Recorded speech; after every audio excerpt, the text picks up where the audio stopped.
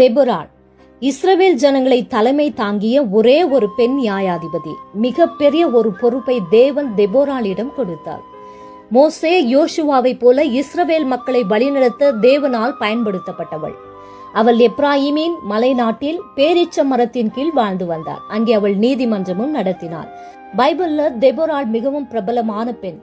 இஸ்ரவேலின் 4வது நியாயாதிபதி, தீர்க்கதரிசியாகவும் இருந்தாள். லபிதோத்தின் மனைவி. தெபொராள் என்றால் தேனி என்று அர்த்தம். மிகவும் தைரியமானவள், ஞானமுள்ள பெண், தேவன் மீது மிகுந்த பக்தி வைராக்கியமும் விசுவாசமும் கொண்டவள். மக்களுக்கு உண்மையுள்ள நீதிபதியாகவும் நல்ல தலைவியாகவும் வாழ்ந்தாள். அவள் ஒரு வலிமை மிக்க இராணுவ தளபதியாகவும் செயல்பட்டாள். தேவனை ஆராதிக்கும் இருதயம் கொண்டவள், மற்றவர்களை கர்த்தருக்குள் உற்சாகப்படுத்தினவள், தேவ ஜனங்களுக்கு தாயாக எழும்பினவள், மக்களுக்கு வழக்குகளை தீர்ப்பதில் நீதியுடனும் ஞானத்துடனும் செயல்பட்டவள். யுத்தத்துல கர்த்தர் ஜெயத்தை தந்தபோது அந்த மகிமையை கர்த்தருக்கே செலுத்தி ஆண்டவரை ஆராதித்தவள், மன தாழ்மையாக நடந்து கொண்டவள். இஸ்ரேல் ஜனங்கள் தேவனுக்கு விரோதமாக பாவம் செய்து பாகாலை வணங்க தொடங்கின போது தேவன் அவர்களை கானானிய எதிரிகளிடம் ஒப்பு கொடுத்தார். அவர்கள் இஸ்ரவேல் ஜனங்களை 20 வருஷம் ஒடுக்கினார்கள். இஸ்ரவேல் ராணுவத்தை விட கானானிய ராணுவம் அதிக பலமுடையதாக இருந்தது. கர்த்தர் தம்முடைய ஜனங்களை விடுதலையாக்க இந்த நேரத்துல தான் தெபொராளை அழைத்தார். எதிரியின் படை வலிமையானதாக தோன்றினாலும் தெபொராள் பயப்படாம தேவ வார்த்தைக்கு கீழ்ப்படிந்தால் துணிச்சலுடன் செயல்பட்டாள்.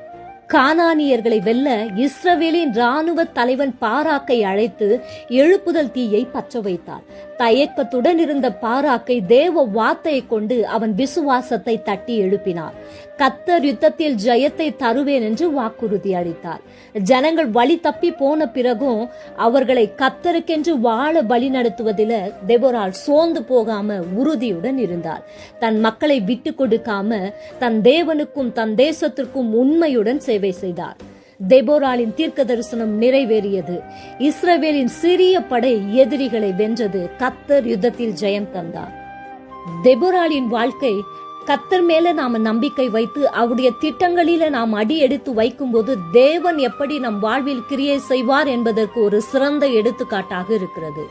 கர்த்தர் உங்களை பெரிய காரியங்களை செய்ய அழைக்கும் போது அது கடினமான காரியமா இருக்கலாம், அல்லது சாத்தியமற்ற சூழ்நிலைகளில நீங்க இருக்கலாம். தேவன் உங்களை அழைக்கும் போது அவர் உங்களுக்கு உதவி செய்வார். வழியே இல்லாத இடத்திலும் அவர் வழியை உருவாக்குவார். அவர் வார்த்தை மட்டும் விசுவாசித்து அழைத்தவர் நடத்துவார் என்று தெபொராளை போல விசுவாசத்துடன் எழும்புவோம். எல்லா யுத்தங்களிலும் அவர் முன்னின்று நமக்காக யுத்தம் செய்து ஜெயம் தருவார். ஆமென்.